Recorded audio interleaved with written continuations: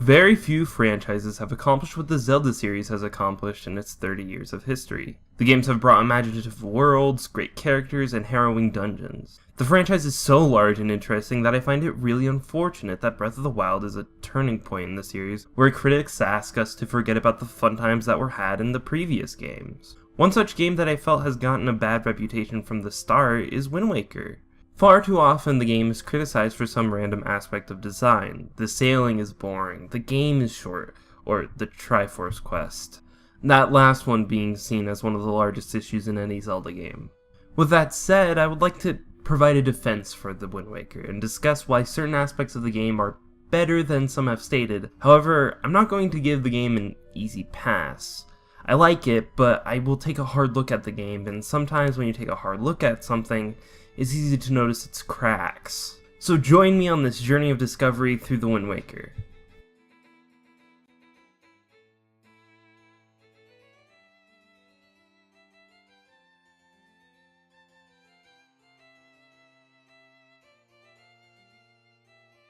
Before we begin, I think it's really important to mention Wind Waker's HD remake. Like many games released over 10 years ago, Wind Waker received a remake. It was released in 2013 for the Nintendo Wii U.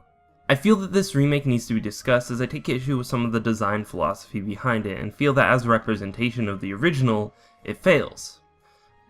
Before getting into all the negatives, let's talk about the positives first. The game got a resolution bump, so it is now on par with modern televisions.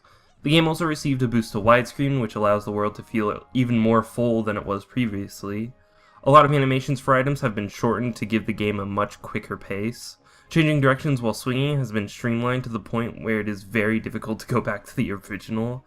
There's a new Swift Sail in the game which greatly reduces time spent traveling from place to place, and of course, a greatly streamlined Triforce quest. I also really enjoyed the additions to the UI and controller customization. The gamepad is used in a perfect way to show the map and manage the inventory, and the ability to skip the long intro is a nice addition for replaying the game, along with the increased text speed. As much as these additions address real problems in the original game, I feel they come with a lot of unintended consequences. One change that Matthew Matosis brought up in his analysis was that grabbing treasure from the Great Sea had a much quicker animation, which made the ocean feel shallow, breaking one's immersion. I also have issues with the Swift Sail and how it makes the Wind's Requiem almost useless. After receiving the Swift Sail, the wind direction can be changed by using it alone, without the need of the Wind's Requiem. This makes the song only useful for certain moments, which makes the change of repeated songs dropping the animation almost useless, and unneeded, as no one with the Swift Sail will be using the song enough to even matter. Although some would argue that the skipping of song animations is helpful for the later temples with the command melody, and I'm inclined to agree with that point. While the Swift Sail addresses a smaller concern about the size of Wind Waker's map, the changed Triforce quest always rubbed me the wrong way. One of the main features of Wind Waker is its large open sea, for better or for worse. One aspect of the sea is that it lies above a destroyed Hyrule, and thus hides many treasures on its floor. In the original Wind Waker, the Hylians were very protective of their treasure and hid the charts for them around the world. Some Hylians were also smart enough to split the Triforce of Courage into 8 separate pieces and hiding them and their charts in separate locations. This makes perfect sense both lore-wise and mechanics-wise. Wind Waker is all about exploration, and it makes sense that a coveted item would be well hidden.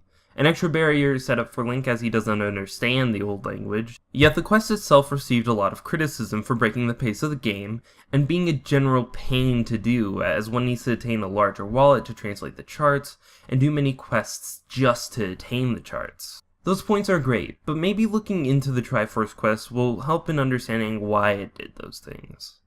Although initially it looks difficult, the Triforce quest isn't as bad as one may think. I feel the main criticism of it is twofold: the grinding for money and the quest itself. Let's discuss the latter first. While I do feel that the original game had slower sail times and thus made the journey slightly more infuriating if the player had no idea where they were going, I think that its open-endedness really supports the ideas of exploration and adventure on the Great Sea.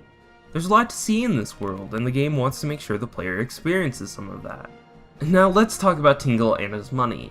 There's a really easy way to earn money in the game by destroying columns and pots in the various caves and labyrinths throughout the game. This can get you to the rupee count much faster than one would expect and isn't that hard to do. However, I believe that the issue is of whether it needed to happen at all, in which I would argue no. Tingle probably shouldn't have charged you for maps at all, and I think if the remake did that instead of removing searching for the pieces in the ocean, it would have worked much better and pleased more people. But I feel like the problem is overstated, and that fun can be had with the quest itself.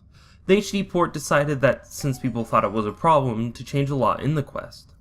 While all the smaller items are still intact in the HD port, a lot of the scavenging isn't.